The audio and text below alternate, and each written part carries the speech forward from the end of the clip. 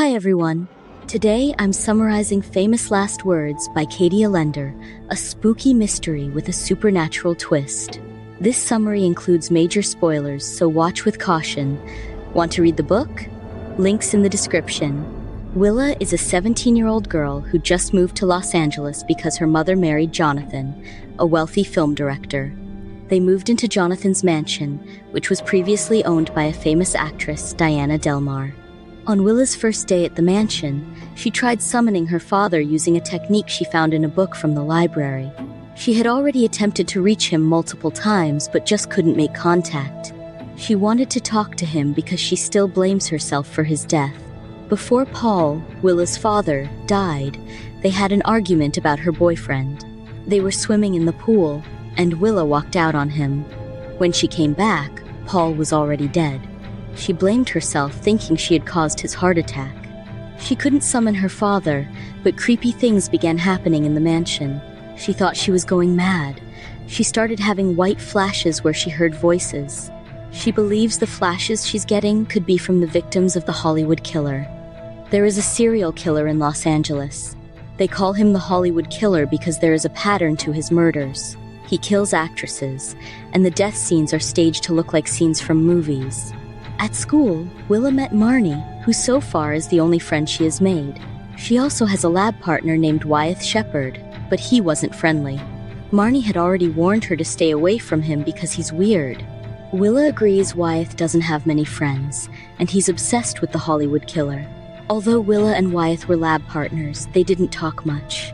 He was too busy investigating the killings.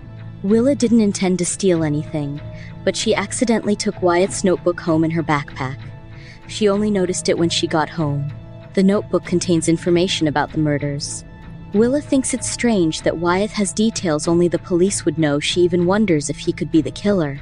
Willa planned to return the notebook, but since Wyeth hadn't been friendly, she decided to keep it for the meantime. Then Wyeth showed up at her house asking if she had seen it. She lied and said she didn't have it. Wyeth told her she was lying about the notebook, and that she lies about almost everything. This made Willa start to reflect. The next day, Willa returned the notebook and also told Wyeth about the flashes she was seeing and her creepy experiences in the mansion. One creepy experience she had was hearing dripping sounds, which led her to the bathroom in Jonathan's office. The bathtub was filled, and when she bent over it, she briefly saw a face that wasn't hers. Later, when Jonathan and her mother came into the office to check, the bathtub was suddenly dry. Another time, she was swimming alone in the pool at night when someone tried to drown her. She saw a body floating in the water, but it vanished once she managed to pull herself free. Jonathan and her mother rushed out after seeing her nearly drown. She just told them that her necklace got caught in the filter. There was also another incident in the pool. Nothing tried to drown her that time, but when she looked around, she saw wet footsteps leading to the guest room.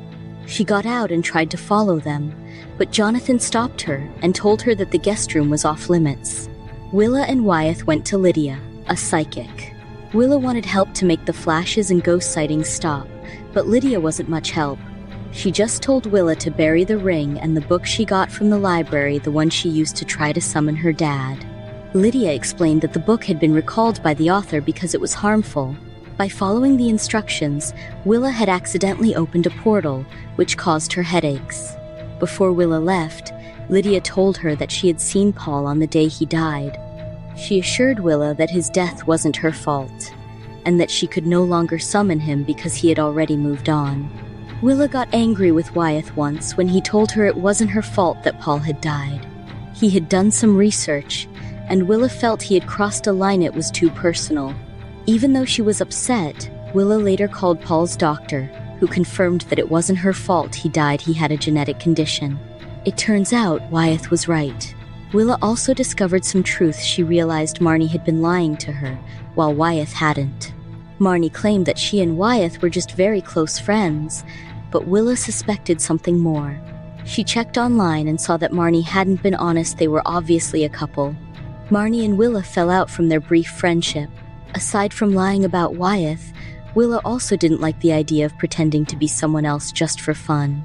Once, Willa and Marnie went to an event where they pretended to be celebrities at work, and they had fun. Still, Willa got scolded by her mother and Jonathan and admitted to herself that she hadn't been comfortable with it in the first place. Since Willa stopped hanging out with Marnie, she began having lunch with Wyeth instead.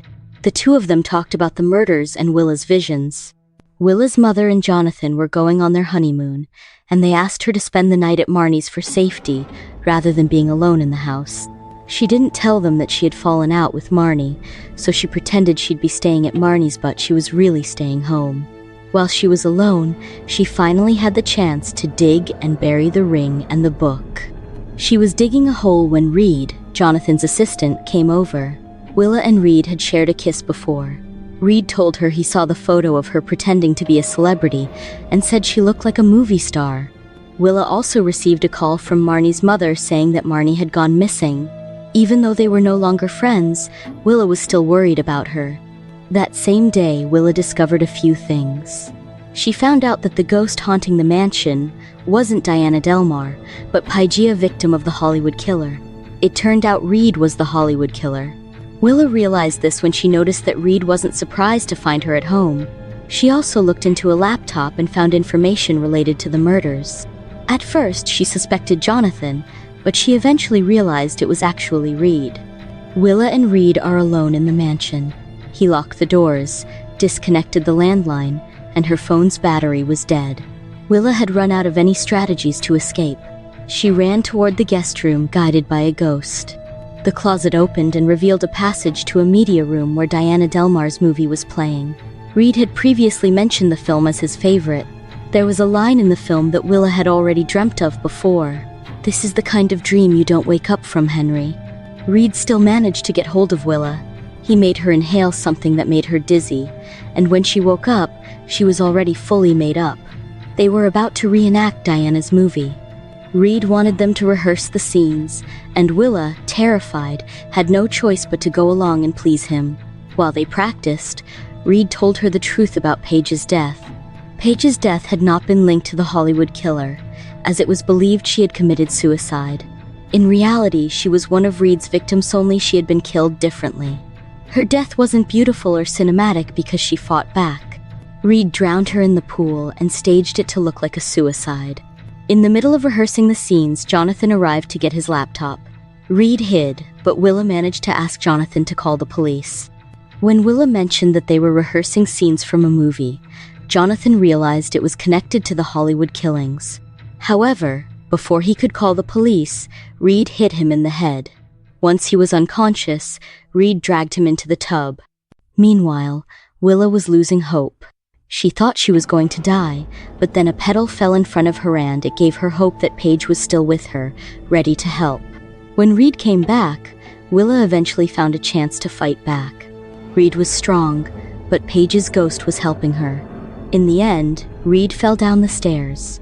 While he was unconscious, Willa helped Jonathan and called for help. Marnie was found alive. She had been captured by Reed. After surviving the Hollywood killer, Marnie embraced the fame that followed, but she and Willa never reconciled. Wyeth, who had previously been arrested for accessing police files, avoided further trouble thanks to favors pulled by his father. Now, he's just grounded. As for Reed, he is currently in police custody. Willa and her family sold the mansion immediately after everything that happened. In time, Willa and Wyeth started dating. And that's the end of Famous Last Words. Thanks for watching. Let me know in the comments what you thought of the ending. Want to read the full book? The link's in my bio. Don't forget to like, subscribe, and check out my other summaries.